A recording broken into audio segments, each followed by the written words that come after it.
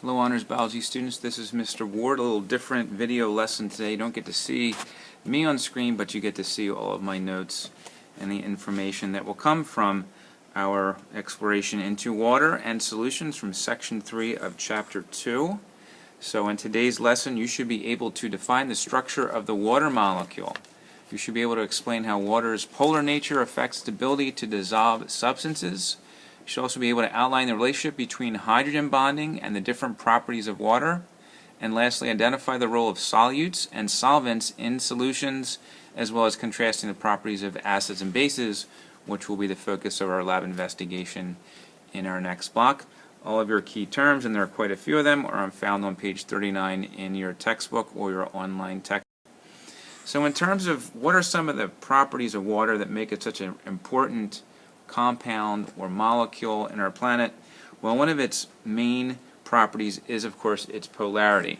Its slight positive and negative charge that attract to it all sorts of compounds, whether they're ionic or whether they are polar compounds. So if you remember, the oxygen atom itself of the water molecules has a very slight positive charge because of its high electronegativity, its pull on electrons, much stronger than the two little hydrogen atoms that are bonded to it.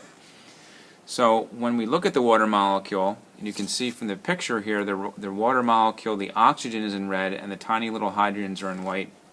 So the red oxygen atom in this diagram is attracted to that big purple protein. And if you notice in this picture, the red portion, the oxygen portion, seems to be attracted to that protein a little bit more so than the hydrogens. So in general, any negatively charged or slightly negatively charged ion or compound will be attracted to the hydrogen portion of the water molecule, and any positively charged ion or polar substance will be attracted to the slightly negatively charged oxygen atom of the water molecule. So again, because of water's polarity, it attracts ions and polar compounds. However, nonpolar molecules such as oils are not attracted to the water molecule, and they'll actually separate from it and they won't mix, and this helps explain why oil will float on water. So getting back again to water's polarity, it makes it a great universal solvent. So as you can see in this diagram, we have a salt crystal that's dropped in a beaker of water, and if we take a closer look, we see that the chloride ions, the negatively charged ion, is attracted to the slightly positively charged hydrogen atoms of the water molecule, and in turn the positively charged sodium ion in this solution is attracted to the slightly negatively charged oxygen atoms of the water molecule. So this is why we say that water is a great solvent. It attracts and helps to break down, or in this case dissolve, many different solutes. So in this example, water is the solvent, it's doing the dissolving, and the solutes are those things that are beginning to break apart, or are sometimes called dissociate, in this case water, the solvent. So water is a great solvent. It's the universal solvent. It allows for all sorts of chemical reactions to take place, whether in cells, outside cells, in the abiotic environment, or within the human body. So that is one of its great properties. Another one of its properties, I like to call it, water has the ability to be slow, meaning that it's slow to heat up and it's slow to cool down. So in the picture you see here of someone ice fishing, believe it or not, ice actually insulates the rest of the lake from all the different microorganisms and fish and any kind of aquatic plants that are living under the ice.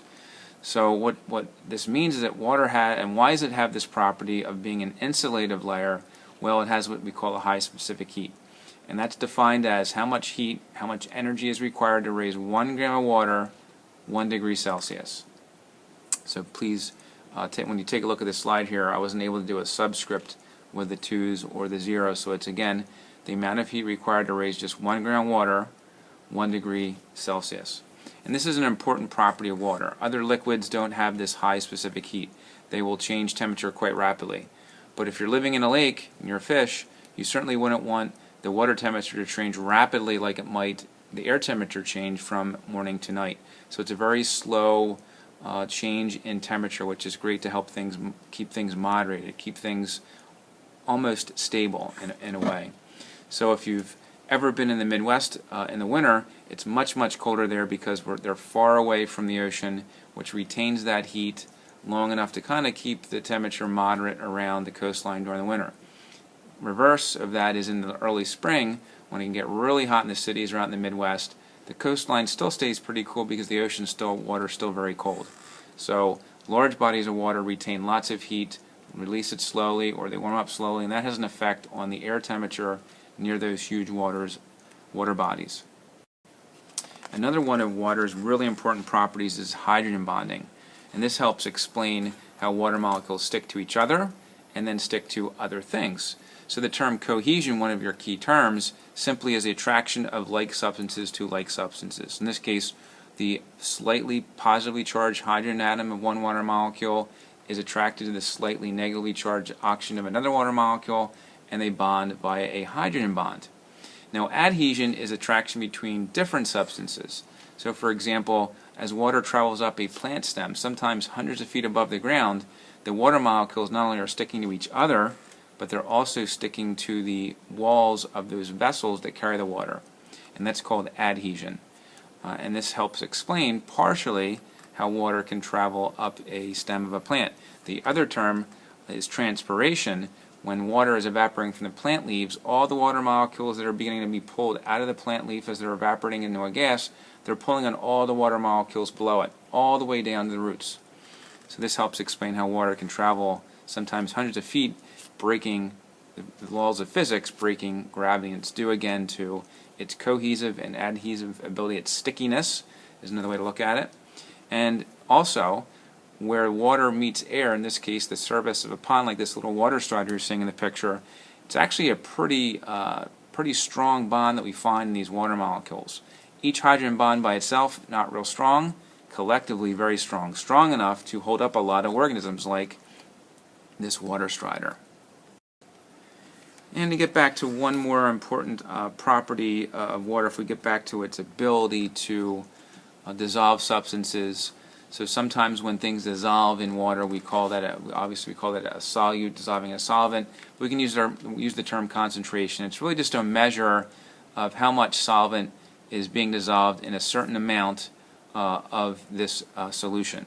So sometimes we can define solutions as being saturated, where no more of any particular solute can dissolve in it. For example, oxygen dissolving in water, the oxygen gas water molecule dissolving in water, the water can only hold a certain amount of that oxygen before it becomes saturated. So that means that it can't hold any more oxygen. So for example, cold water can hold a lot more oxygen than warmer water. So the saturation point is different based on the temperature, which is important for the living things that need to take the oxygen out of the water to what we say respire. So again, that property of being a universal solvent, very, very important to living things.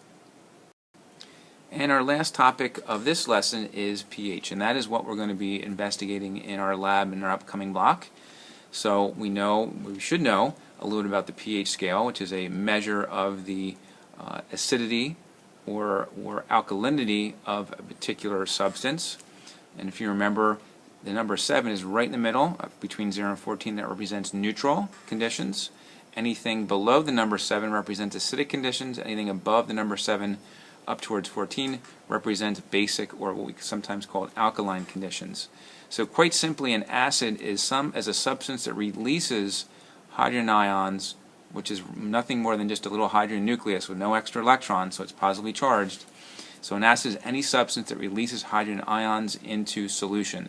And in many cases, those little hydrogen protons, that little nucleus, will actually combine with another water molecule, creating something called the hydronium ion, which is H3O+. 3 hydrogens, positively charged, again because it has that extra hydrogen nucleus that's been attached to it. And that is really a measure of the acidity of a solution. Again, a base is, again, in the pH scale, is above a 7, and it's really a measure of the amount of hydroxide ions.